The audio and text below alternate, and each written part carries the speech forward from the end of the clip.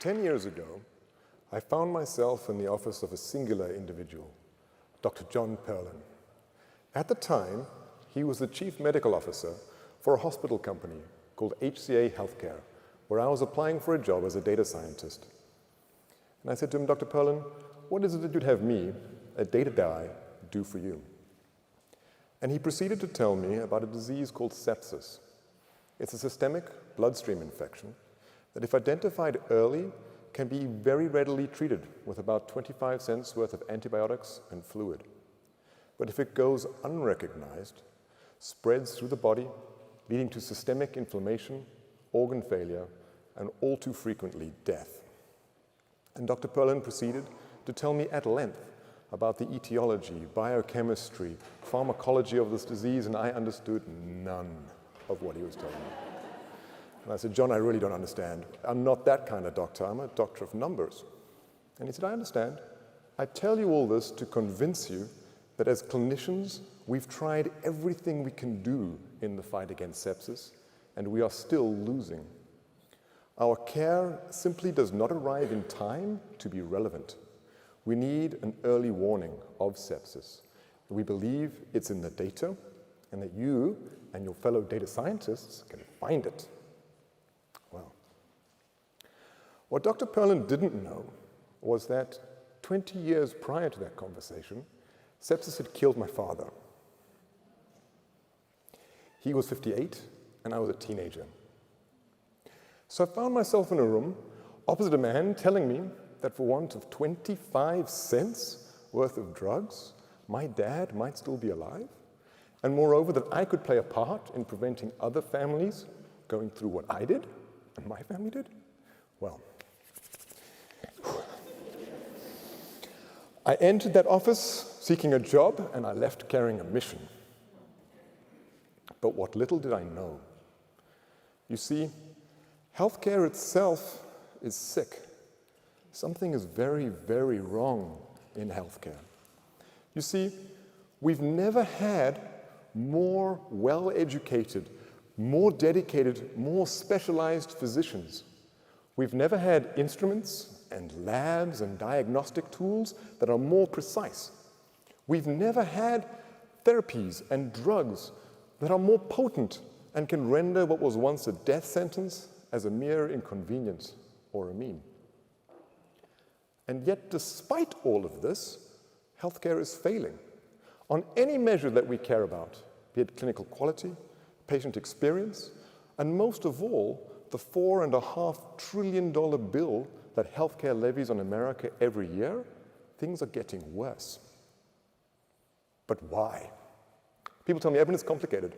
No, it's complexity. In healthcare, we have never slain the demon of complexity. You see, in other parts of the economy, like technology or consumer goods, there are patterns and modes of thought, like standardization, automation, playbooks, that enable us to simplify what we're doing by doing the same thing over and over again. My Apple Watch is a great example of this, a tremendously complicated device, and yet one of millions of identical devices. That standardization enables Apple to make the device at low cost and high quality. But in healthcare, we are the product. And there's no such thing as a standard human. Heck, I don't even know what size my shoe is half the time. And so everything we've learned and applied in the rest of the economy about simplification doesn't work in healthcare.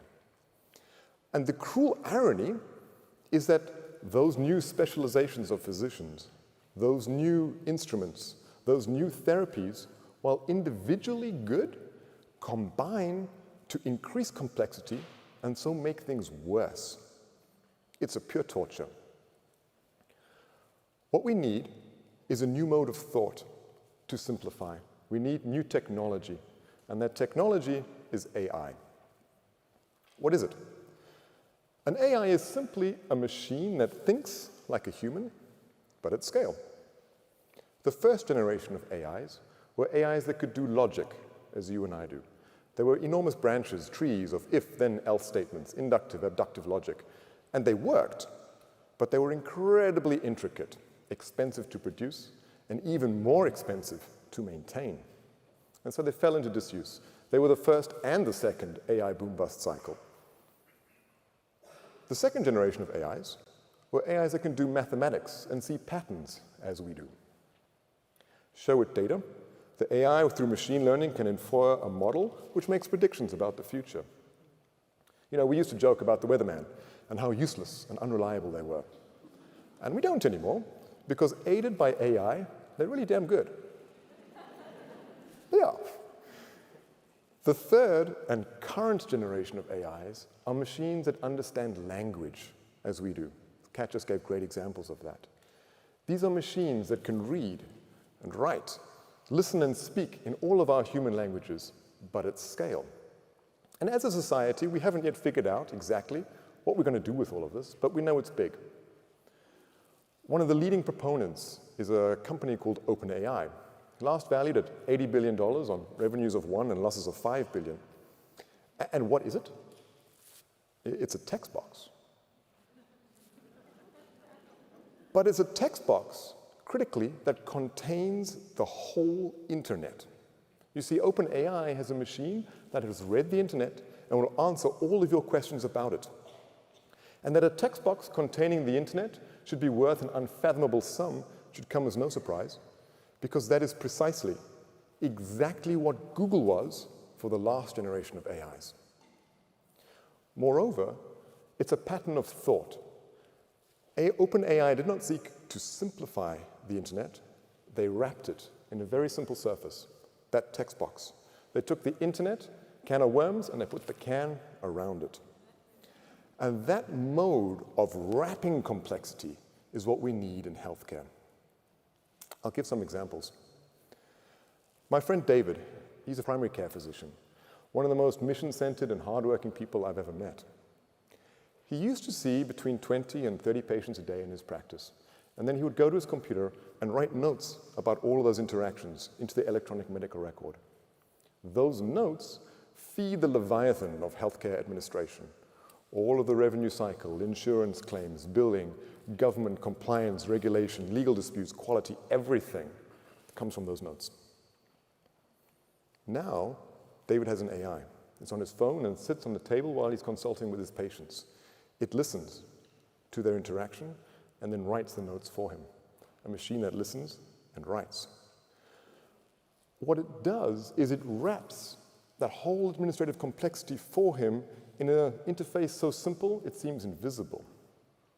Aided by this AI, David now sees between 60 and 70 patients a day, an unimaginable increase in his productivity and decrease in the cost that his patients experience. Now, David may be Superman, but he's only one man. Can we apply the same logic to clinical teams or whole hospitals? You know, a hospital is about the most profound place in modern American life. Most of us came into this life in a hospital, and most of us will depart it from one. And with all of the ambulances and helicopters arriving with gunshot victims and trauma victims, babies being born, hearts being transplanted, the complexity is overwhelming. It's more than anybody can hold in their mind. But it's not more than an AI can hold. Imagine an AI wrapping the hospital, aware of the status of all of the patients, their journey, and inferring the next best actions for all the clinicians and workers in the hospital, and sharing it with them in their language, coordinating that care. Wrapping that hospital administration for the providers will dramatically reduce their complexity and increase their quality and productivity. A small example of this is the sepsis work I described earlier. HCA brought together teams of clinicians and engineers, and I was privileged to be one of them. Together, we wrapped the subtle complexity of sepsis development in an algorithm and a workflow, giving clinicians hours of advance warning of sepsis. And with that tool, they're able to save thousands of lives a year. It was a lifetime privilege to be on those teams. But it's no longer all that can be done. Machines that can read and write give us new opportunities. Consider the case of Martha Mills. She was a British teenager who, on a vacation with her family, slipped on her bicycle and jabbed herself in the abdomen with the handlebars. The pain was intense. She went to the ER. It didn't get better, and she was admitted. She deteriorated over the weekend and ultimately succumbed to death. It was a tragedy, an avoidable tragedy, because the signs and symptoms of sepsis were all over that chart, but they were missed in the clinical and all too human complexity of modern medicine. Now imagine an AI that has read the medical textbooks, has read the clinical literature, and is connected to those charts in real time and can read them. Such an AI would know about sepsis and would not miss it. Most excitingly, imagine that AI exists outside of the traditional healthcare system, allied and aligned to Martha's family, who were at her bedside, disempowered through this whole experience. Such an AI could have told them, Martha is critically, deathly ill and needs to be in a pediatric ICU right now. Here's why. Armed with that information, her parents would have advocated for her transfer and probably life-saving care. All of that technology is available today. So, what ails us in healthcare is complexity. And the bitter irony, as I said, is that every attempt we make to improve matters with better tools, with better therapy, with better drugs, makes things worse by adding to complexity. We need to simplify. We can't simplify by standardizing, so we must simplify by wrapping. And I've shown how we can wrap administration for a single physician, hospital operations for clinical teams in hospitals. But most of all, I want you to leave knowing that AI can wrap the experience of healthcare for you and for me as consumers, empowering us as advocates, knowers, and deciders in our care and in the care of those we love. Thank you.